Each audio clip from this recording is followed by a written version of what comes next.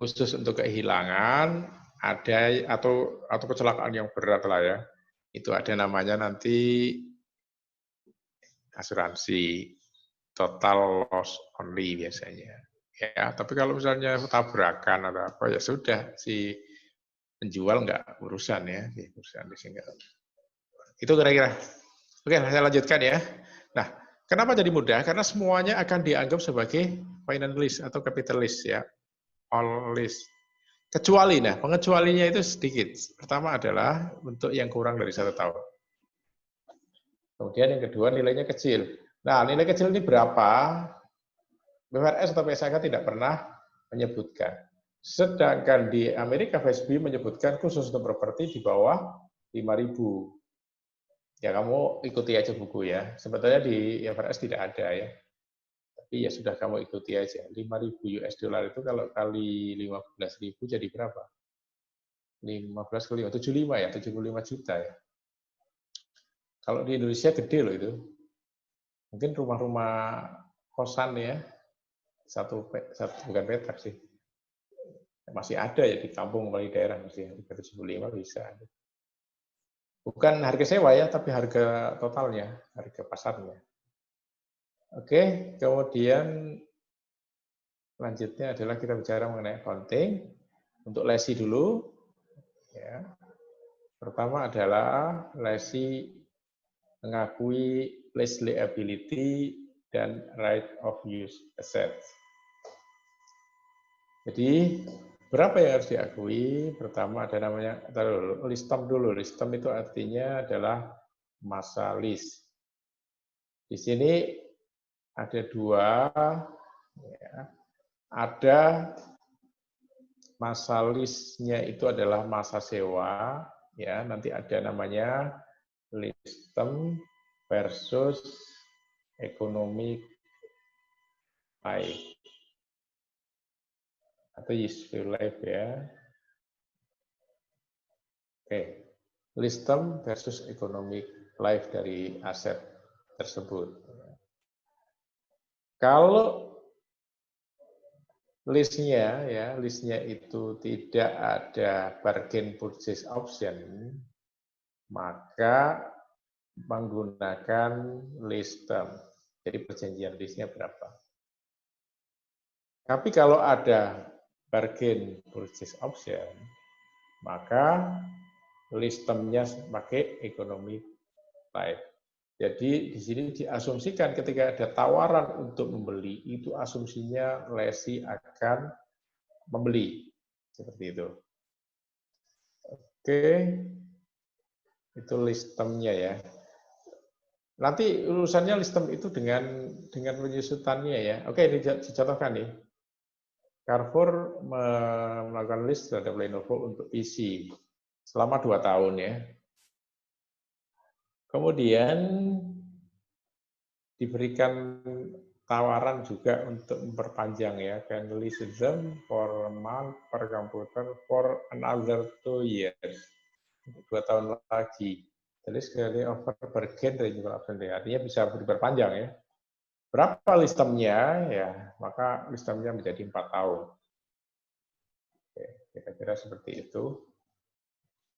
Jadi kalau misalnya perusahaan atau seperti kantor ya, saya nyewanya setahun loh, setahun. Tapi boleh perpanjang lagi, boleh perpanjang. Ya akhirnya menggunakan economic life. Oke, kemudian yang kedua, lease payment.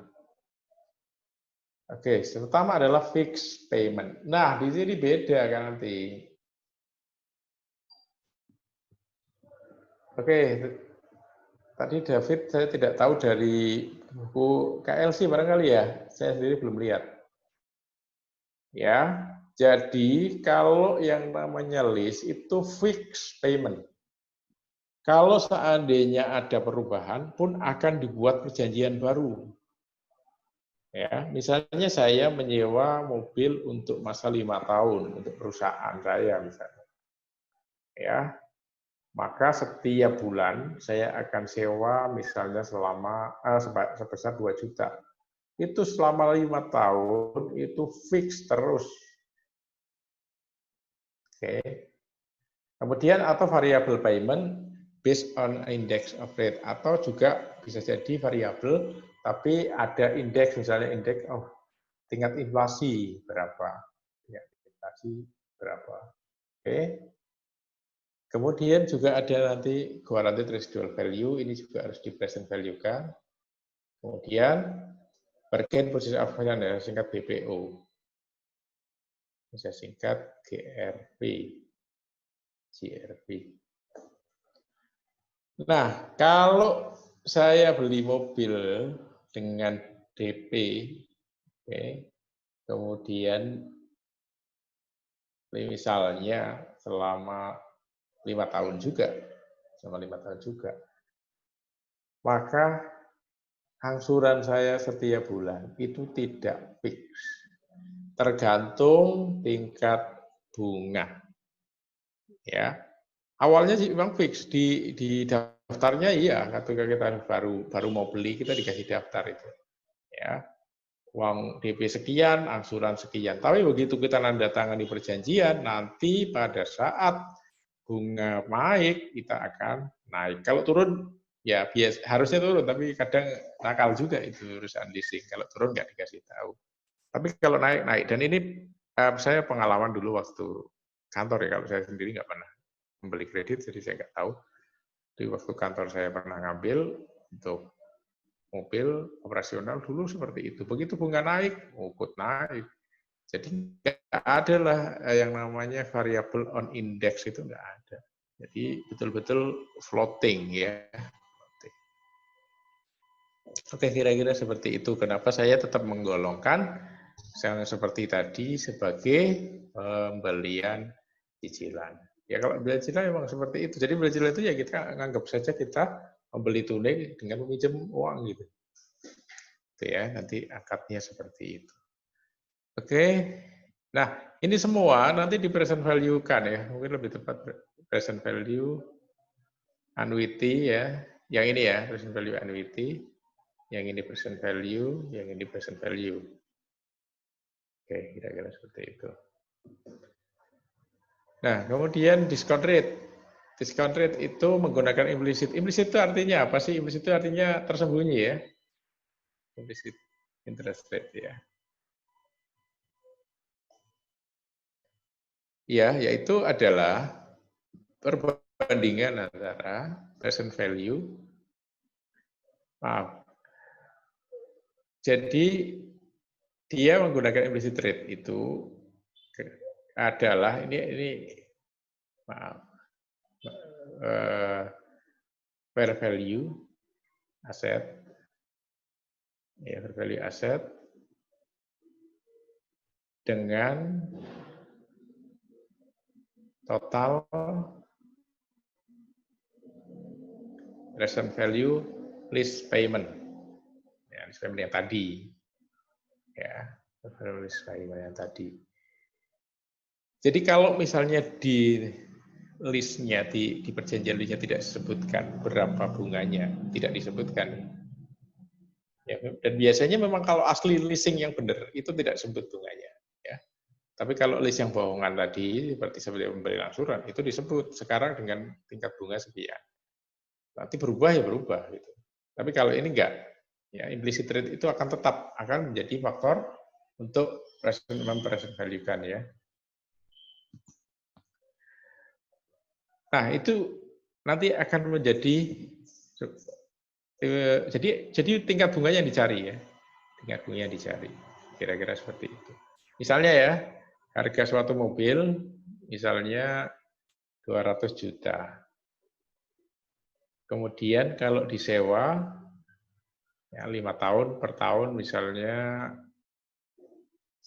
berapa? Misalnya per tahunnya anggap aja 20 juta ya. Lebih ya, nanti akan kurang ya. Per tahunnya 50 lah ya, 50. Nah, present value dari 50 itu harus sama dengan, ya misalnya per tahunnya. Jadi present value dari 50 juta itu akan sama dengan 200 juta. Nah, berarti kan ketahuan nih berapa implicit rate-nya. Kira-kira. Nah, pertanyaan berikutnya. Gimana kalau seandainya fair value dari aset itu nggak ketahuan? Ya, berarti kan implisit nggak ketahuan nih, nggak ada. Kalau sampai nggak ada, maka kita menggunakan incremental borrowing rate. Apa sih incremental borrowing rate itu? Incremental borrowing rate adalah bunga pinjaman, ya, bunga pinjaman. Ya, kalau misalnya kita ingin minjam uang ke bank atau ke lembaga keuangan, itu namanya incremental borrowing rate. Ya, kira-kira seperti itu ya. Karena mau disebut incremental karena dianggap kan ini tambahan kan. Karena begini beda kalau misalnya begini. Saya meminjam dari awal, saya tadinya nggak punya pinjaman, kemudian saya minjem itu kan berarti pokok ya. Pinjaman tambahan disebutin incremental ya. Pinjaman tambahan itu beda mungkin oleh bank diperlakukan. Oke, itu. Kemudian selanjutnya kita akan beri contoh ya. Ini ada contoh. Ini kok ada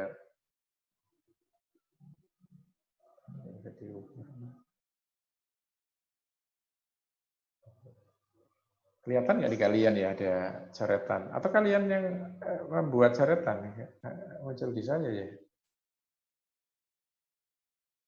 Halo?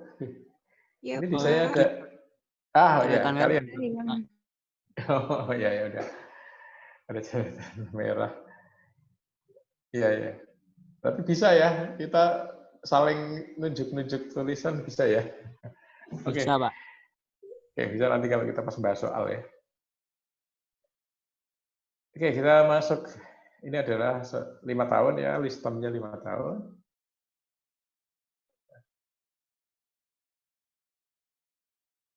Biru aja. 5 tahun, kemudian per tahun list payment-nya 20.000 sekian euro. Each year menggunakan annuity basis. Kemudian fair value. Nah, ini ketahuan nih fair value-nya ya. Fair value-nya 100.000.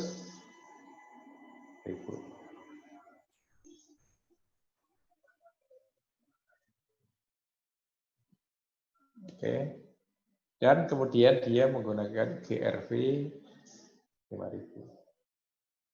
Selanjutnya release content renewal no ya, no renewal bagus. Berarti kalau gitu dia menggunakan 5 tahun ya. Oke, kemudian incrementalnya 5%. Ya, kemudian ini ada tingkat bunga yang lain ya. Annual rate of return adalah 4%. Dan dia menggunakan 4% nanti ya. Nah. Oke, ini ketemu 95.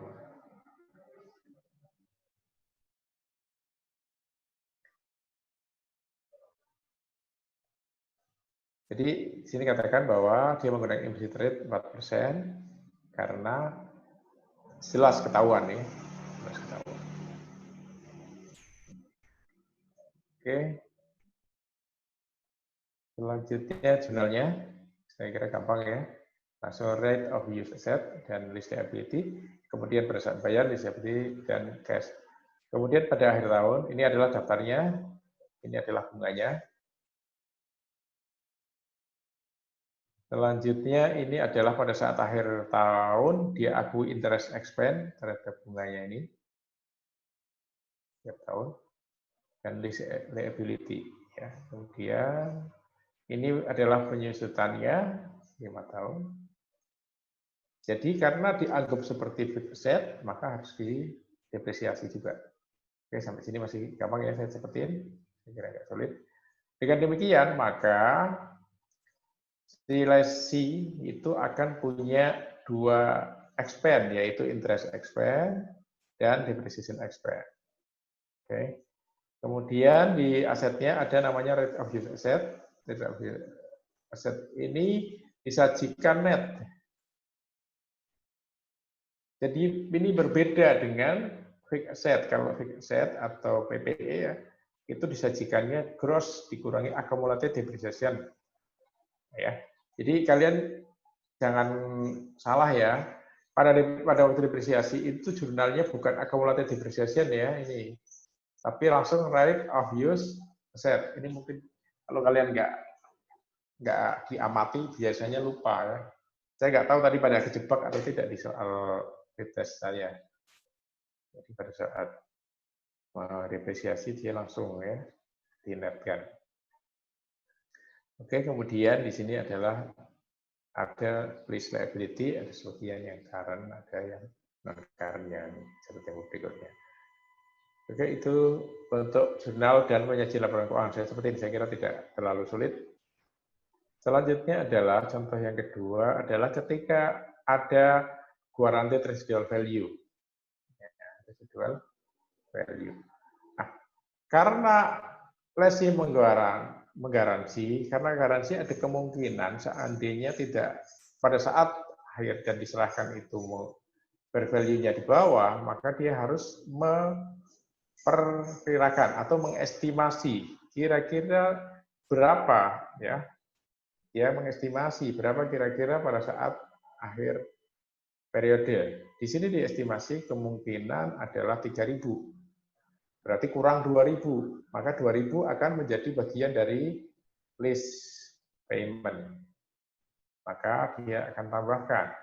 Ini kita present value annuity, ini kita present value. Maka ditambahkan dari 97. Oke, saya kira jurnalnya dan perlakuannya biasa.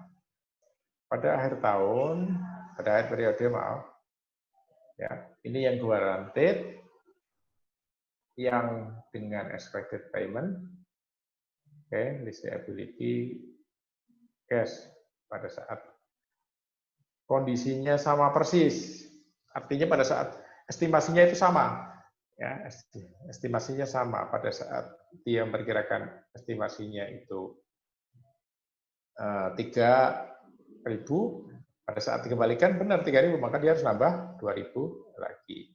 Ini kalau non guaranteed seperti tadi ya, langsung sudah 5 dia nggak masuk. Oke, itu pertama. Kemudian yang kedua, bagaimana seandainya estimasinya meleset, tidak lagi pas ya, maka ada tambahan lagi ya. Di sini misalnya tadi dia tidak menggaransi ya, tapi ternyata oke, dia bayar 3.000 sama ya berarti ya dengan tadi loss. Dia tidak menggaransi kemudian ternyata turun ya. Turun. Maka dia jadi loss. Oke. Loss 3.000. Kemudian ini kalau seandainya 0 ya, maka dia akan rugi. Oke, kira-kira seperti itu. Oke, bedanya sini ya. Jadi kalau dia menggaransi, berarti dia sudah cadangkan, dia sudah anggap liability. Kalau tidak digaransi, maaf, dia tidak perkirakan, jadi diperkirakannya 0 ya. Perkirakan 0 berarti dia nggak menghitung, tapi ternyata setelah akhir, ternyata cuma 2.000. Ya, 2.000. Maka dia harus mengganti yang 3.000 menjadi loss. Bedanya di sini ya, kalau tadi liability, sekarang menjadi loss. Pak, izin Pak, waktunya Ya. tinggal 1 menit lagi. Habis. Tinggal 1 5 menit, Pak. 1 menit. Oke, Iya, saya cepetin. Semoga bisa. Gimana Oke, Pak? saya cepetin dulu. Oke, baik Pak. Oh, mau di ini lagi? Mau dilanjut? Terserah Bapak, Pak. Lanjut aja deh. Oh ya, nggak apa. Kayaknya nggak selesai juga. Iya, silakan jadi kalau mau di end dulu ya. Nanti saya invite lagi Pak ya. Terima kasih Pak. Ya.